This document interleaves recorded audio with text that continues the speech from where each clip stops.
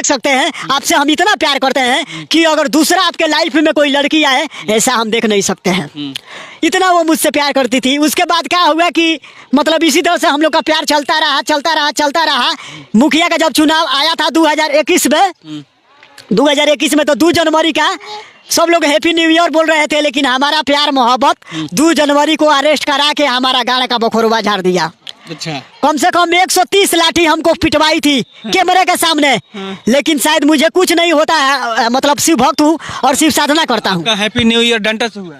हाँ, हमारा लवर हमारा हैप्पी न्यू ईयर वो पटना गई थी किसी और के साथ। जब मैंने पूछा तुम किसके साथ गई थी तो बोल रही हम किसी के साथ जाए पिकनिक पर, उससे तुम्हारा क्या मतलब है।